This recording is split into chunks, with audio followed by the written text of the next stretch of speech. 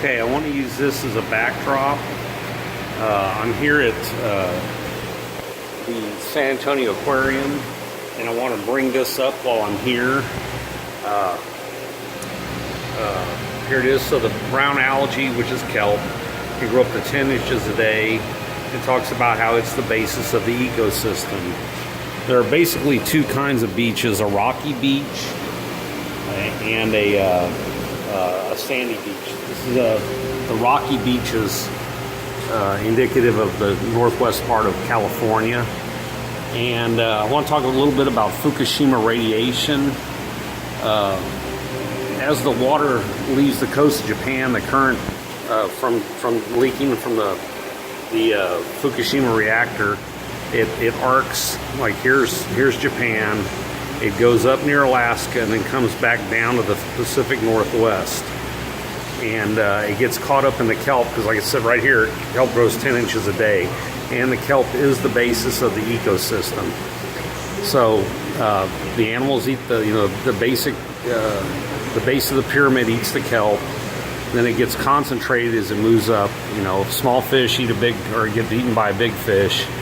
And then the birds will actually eat the fish and bring the carcasses on land, and so they're actually spreading the radioactivity into the land.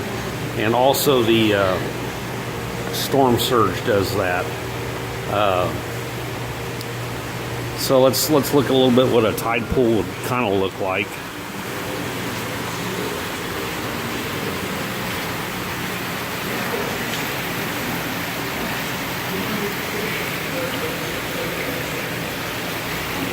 So tide pools fill up and they empty with the tide. They have bodies of water trapped in them.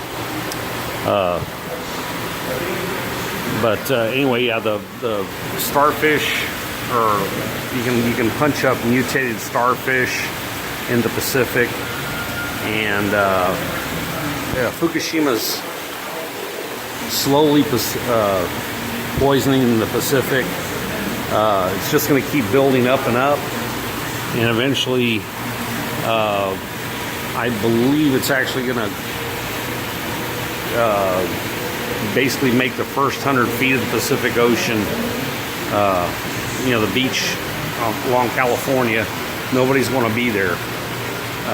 Why would you want to swim in something that's that contaminated? And there's really nothing to stop. This is going to go on for a couple hundred years, the leaking of the radiation from Fukushima. It's right by the ocean, and there's so much stuff leaking out of there. It's epic in its scope. Main reason I shot this was to bring that up, and I happen to be here at the San Antonio Aquarium, but I also need to correct something I put on a video yesterday. It's going to be the video right below this one on my website,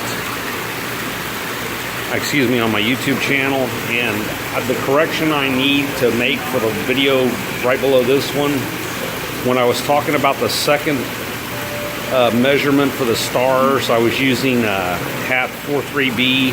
It should be Upsilon Andromeda. That's the one that's actually 44 light years away. So I need to print this correction, and that's why I shot this, but also to reinforce what's going on in Fukushima and how the kelp beds are the basis of the, even in this drawing here, you can see that would be the kelp beds. But anyway, thank you. That's it.